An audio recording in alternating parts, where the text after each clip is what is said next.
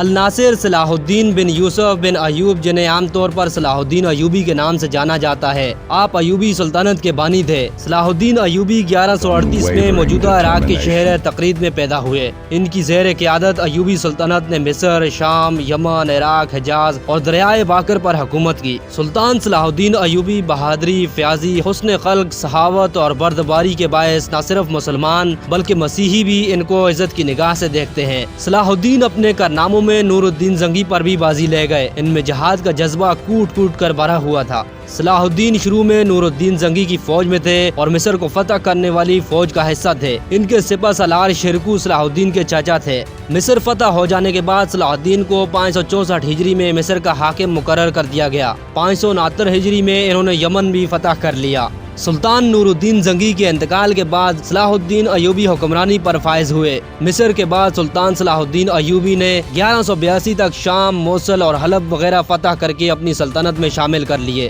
اس دوران میں صلیبی سردار رینالڈ کے ساتھ معاہدہ صلح کیا، جس کی روح سے دونوں ایک دوسرے کی مدد کرنے کے پابند تھے، لیکن یہ معاہدہ محض کاغذی رسمی تھا۔ صلیبی بدستور اپنی احتعال انگیزیوں میں مصروف تھے اور مسلمانوں کے قافلوں کو برابر لوٹ رہے تھے۔ 1186 میں مسیحیوں کے ایک ایسے ہی حملے میں رینالڈ نے یہ جسارت کی کہ حجاز مقدس پر حملہ آور ہوا۔ سلطان صلاح الدین ایوبی نے ان کی سرگرمیوں کی روک تھام کے لیے فوراً اقدامات کیے اور رینالڈ کا تعاقب کرتے ہوئے اسے حطین کے مقام پر جا لیا۔ 1187 کو حطین کے مقام پر تاریخ کی خوفناک جنگ کا آغاز ہوا۔ اس جنگ کے نتیجے میں 30,000 عیسائی ہلاک ہوئے اور اتنے ہی قیدی بنا لیے گئے۔ رینالڈ گرفتار ہوا اور سلطان نے اپنے ہاتھ سے اس کا سر قلم کیا۔ دراصل رینالڈ نبی پاک صلی اللہ علیہ وسلم کی شان میں برملا طور پر گستاخی کیا کرتا تھا اور سلطان نے اسے اپنے ہاتھوں سے مارنے کی قسم کھائی ہوئی تھی۔ حطین کی فتح کے بعد سلطان صلاح الدین ایوبی بیت المقدس کی طرف رخ کیا۔ ایک ہفتے تک خون ریز جنگ کے بعد مسیحیوں نے ہتھیار ڈال دیے اور رحم کی درخواست کی، اور یوں بیت المقدس 88 سال بعد دوبارہ مسلمانوں کے قبضے میں آیا اور تمام فلسطین سے مسیح حکومت کا خاتمہ ہو گیا۔ بیت المقدس کی فتح سلطان صلاح الدین ایوبی کا عظیم الشان کارنامہ تھا۔ انہوں نے مسجد اقصی میں داخل ہو کر نور الدین زنگی کا تیار کردہ ممبر اپنے ہاتھ سے مسجد میں رکھا اور اس طرح سلطان نور الدین کی خواہش ان کے ہاتھوں پوری ہوئی۔ بیت المقدس کی فتح کے بعد یروشلم کی وہ مسیحی حکومت بھی ختم ہوئی جو فلسطین میں 1099 سے قائم تھی۔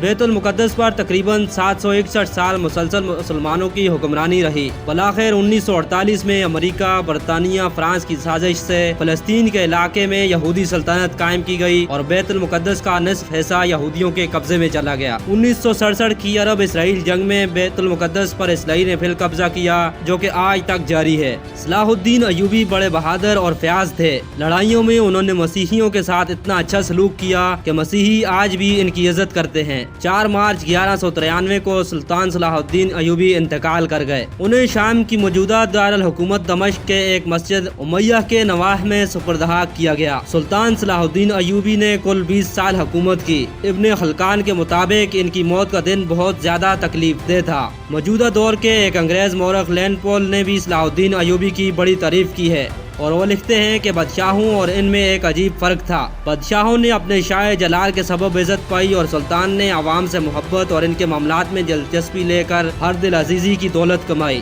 648 ہجری میں ایوبی خاندان کی حکومت ختم ہو گئی اور ان کی جگہ ترکوں کی حکومت قائم ہوئی جو مملوک کہلاتی تھی۔